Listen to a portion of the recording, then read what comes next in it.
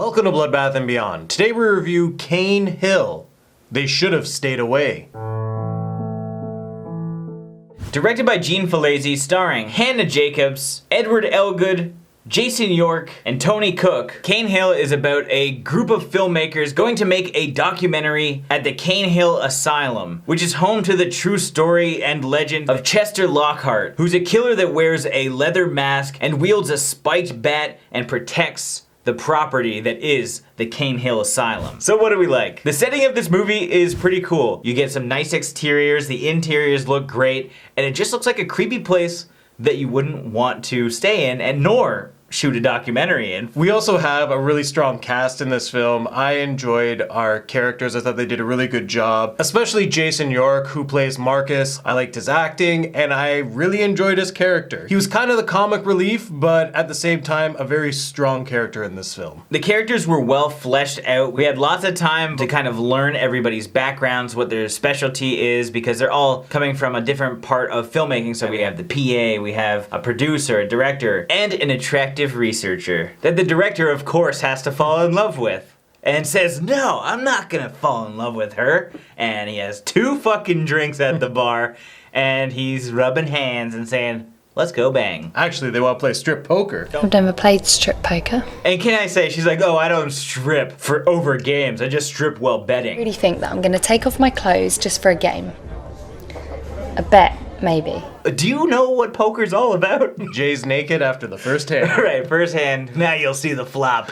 Queen Jack, Tony G flops the nuts. First hand. Now what didn't we like? I like this style of film, but I felt that this one didn't deliver to its potential. There was really shoddy storytelling, and it was too slow to get to Cain Hill. I don't even think people are even gonna arrive to Cain Hill before they turn it off, unfortunately, because it is super boring. These characters spend one night in the asylum, so there's not a lot to play with when it comes to scares. So not only are we as an audience not scared, but we don't have enough time with Chester to be afraid of him. And anything that he does is so damn soft. This guy has a baseball bat that he doesn't use. He just has it. Yeah, he knocks Michael out. That's it. The rest of the people, like, he shanks another person. 2 people die accidentally. Half of the cast die by accident. And even when people die, you're not even like 100. You're like, oh, that guy fell down the stairs. Is he actually dead? I don't know. It didn't even really look like a tall step because the editing is so bad. Every impact doesn't have the oomph that you want.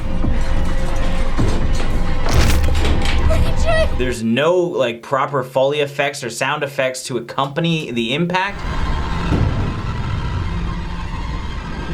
So it doesn't seem like anything's really happening, and nobody can sell a fucking hit in this movie if their life depended on it. This is supposed to be based on them making a documentary, but the focus isn't actually in the asylum. You're not building up tension. They just show up one night, they fall asleep, and then the next day, they wake up, and they're getting attacked by Chester. And it lasts 5 minutes. Yeah, there's nothing really going on. It just seems like the whole like documentary idea was like, hey, we know like a local place that we can make a story about, and we're filmmakers, so we can throw around some terminology that other filmmakers might like. That's about it. There's nothing interesting here. I was really, really bored with this whole movie. And can I say, the editing is bad. So the sound effects don't really exist when anything happens, but the color grading is awful. This isn't a found footage movie despite it being a documentary, so what I'm talking about has nothing to do with like the in-camera effects that you might think that I'm talking about. It's not like that. Like you'll have one scene where somebody's running and they just appear on a roof. It's raining. It's a day for night shot, so it looks like trash. She walks in, she's not wet. There's nothing to suggest she was even on the roof. Other shots look like they're completely black and white for some reason, even though it's not supposed to be shot by one of like the security cameras. Going from shot to shot, nothing had the same color palette, and it was fairly distracting and just looked like garbage. Not as distracting as one of the most annoying transitions, which is the glitch effect. I don't understand why every documentary found footage movie needs to include this stupid glitch effect. This is not a thing. You either have the footage or you don't have the footage. You can get some data moshing at times, but you don't get this glitch effect. Whoever created the glitch effect, I hate you. Andrew Kramer from Video Copilot, did you do this? Hey, what's up? Andrew Kramer here. We're going to be taking a look at creating a stylistic glitch effect. I trusted you. We did talk a bit about the characters and how they were well developed. I just want to add that Steve, who looks like Joe from Joe Goes, was probably the most pointless character. He did nothing, and you thought he was gonna be like the first like victim or like the kid who's just gonna end up having this like really funny or awkward showdown. No. He couldn't even give us a good death. He read a porno mag in the middle of the room for some reason, expecting nobody to kind of walk in and see him. He's actually laying a foot in front of the door. How the fuck do you think no one's gonna see you reading a porno like that? And what are you gonna do? You're not gonna jerk off with 5 other people in the room. And 32 cameras like laced around the building. You know the camera operator and the guy who's editing is gonna see you looking at that magazine, right? So why are you trying to hide it? It's in plain fucking sight. I don't get you, Steve. Now it's time for our final thoughts and ratings. Cain Hill was not an enjoyable movie. I understood what they were going for, and I don't think they really nailed it, to be honest. The acting was pretty decent, and the killer was okay, but like, we spent way too much time outside of the Cain Hill asylum. But the movie was set up to be this kind of like fast-paced slasher, and then it just like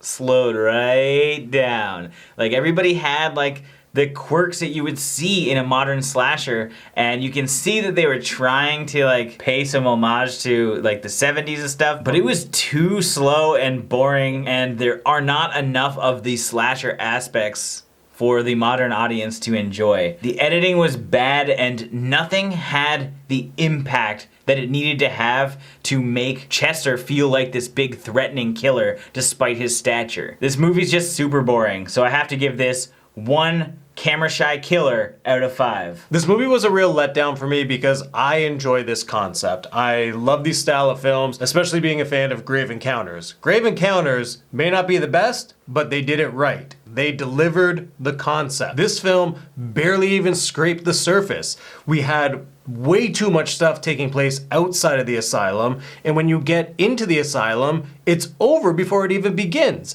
You barely get to see Chester actually kill people, and when the characters do die, they just all die really fast, and that's the end of the movie. It's poorly paced, and you won't really have a lot of fun with it. Though I did find that the asylum itself was creepy, and I did enjoy all of our characters. Just how the situations played out were not that enjoyable, and I think a lot of people are gonna feel the same way, so I wouldn't recommend this. So with that being said, I'm gonna give this film 1 feisty girl out of 5. You just ruined my chance with that feisty lady. As always, thank you for watching. Like this video and comment below with your thoughts on the film if you've seen it. If you haven't and you do want to check it out, there are links in the description where you can find it. And if this is your first time here, make sure you subscribe to the channel to stay updated with everything Bloodbath and beyond.